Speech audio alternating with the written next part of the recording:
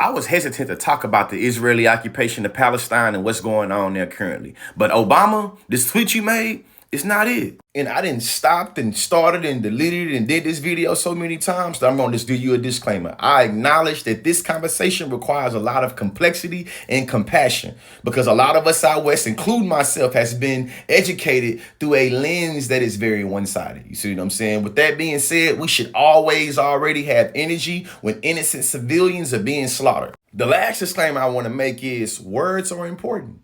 And how we construct narratives with those words usually dictate who we care about, how we care about them, and who we don't give a damn about. Let's get into this tweet. Obama said all Americans should be horrified and outraged by the brazen terrorist attack on Israel and the slaughter of innocent civilians. Innocent civilians. We're going to get to that part back later on. We grieve for those who died, pray for the safe return of those who've been held hostage, and stand squarely alongside our ally, Israel, as it dismantles Hamas. As we support Israel's right to defend itself against terror, we must keep striving for a just and lasting peace for Israelis and Palestinians alike. Let's start with unpackaging these two things from the tweet already.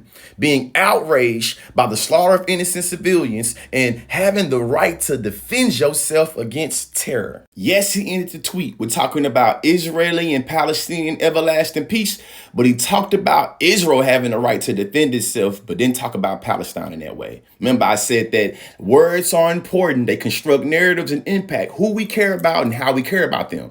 Here we have a map that's able to historically illustrate how Palestine, which is depicted in green, had territory in 1917. And as we move through history, that green becomes smaller and smaller. Now, I think, you see what I'm saying? The settler colonizing of your land means that you should have the ability to defend yourself from it. When you dig through the archive, you'll see that Palestinians have been going to the United Nations trying all type of ways to get their land back. Whether we talking about doing peaceful rallies and protests, or we talk about lawsuits, or we talking about trying to get legislation from the United Nations. We recognize that the ability for the Palestinians to defend themselves has not been one that has been acknowledged by the world. And speaking to acknowledging by the world, here's a map depicting the international response to the attacks on Israel.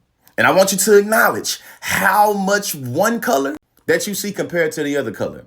We see that the turquoise color is the condemnation / support for Israel. We see the yellow is calls for de-escalation, and we see that this little orange red color is support for Palestine. How much support for Palestine do you see in the map?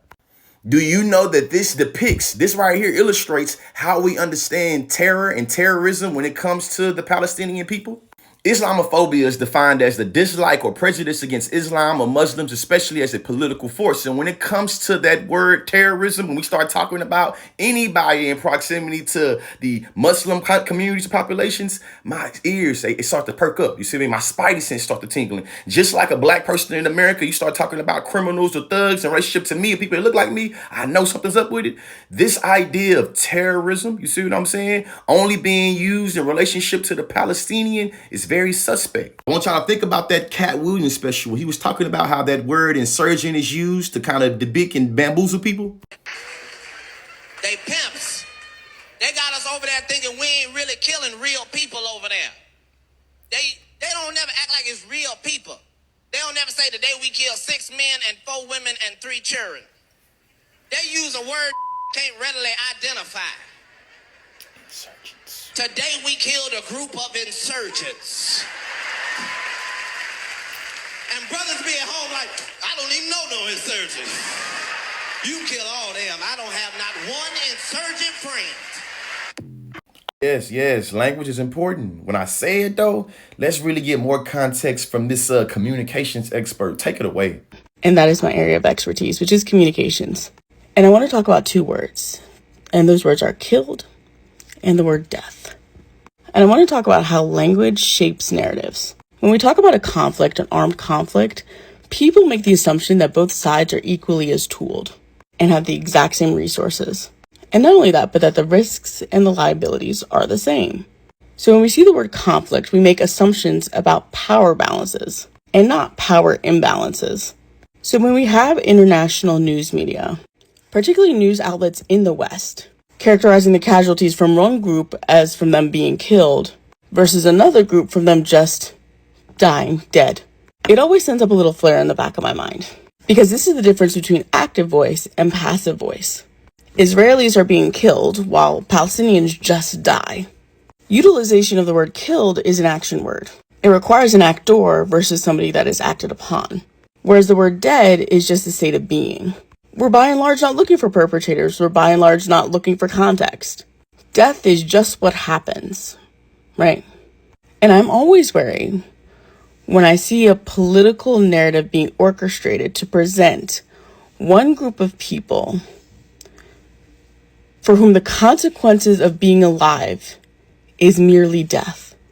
Like, that's just what happens.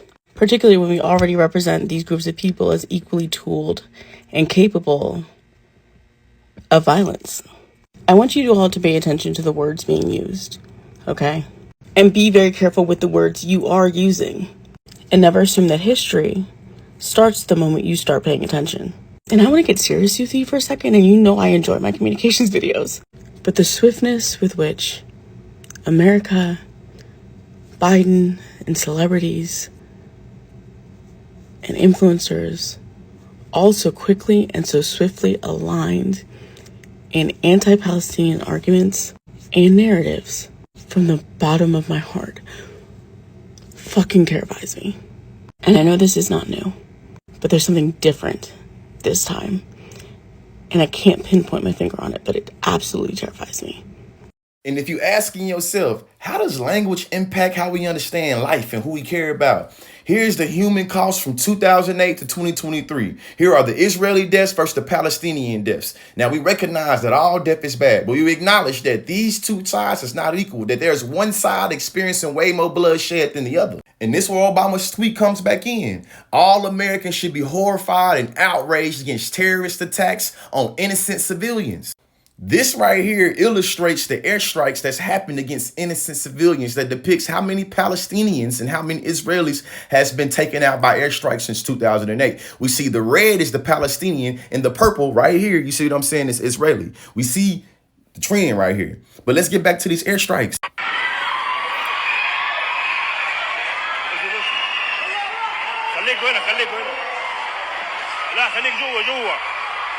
Obama had 10 times more airstrikes than President Bush. And according to 2018 reports, Obama launched 186 drone strikes to Yemen, Somalia, Pakistan, predominantly Muslim spaces. Remember Islamophobia I was talking about? But President Trump beat him out with 233 in his first 3 years. So when we talk about all Americans being outraged about the loss of innocent civilians, does that only apply to non-Muslims, or you see what I'm saying? Now let's sprinkle some more context in there.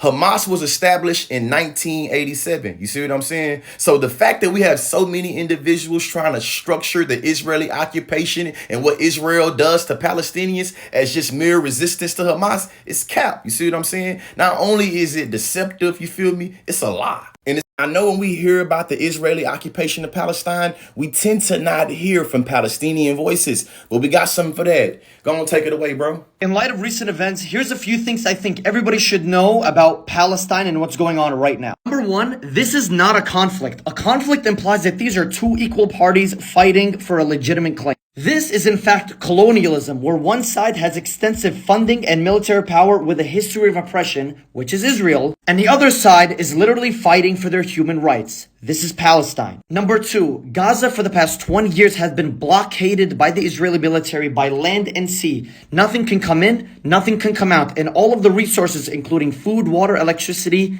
everything has been controlled by the Israeli military. Not only that, but it's been bombed repeatedly over the past 20 years, causing tens of thousands of casualties, including women and children, and important infrastructure has been demolished, including schools and hospitals, and much more. Number three, you're gonna see this word used to describe Palestinian and the Palestinian struggle very often in the coming weeks. I want you guys to take that with a massive grain of salt, and always remember that Malcolm X, Martin Luther King Jr., and Nelson Mandela were all considered this word by the oppressive governments they fought against. If you're gonna take anything from this video, take this. Resisting your oppressors that have been oppressing you for 70 years is not terror. Denying people human rights, that's terror. And as always, free Palestine.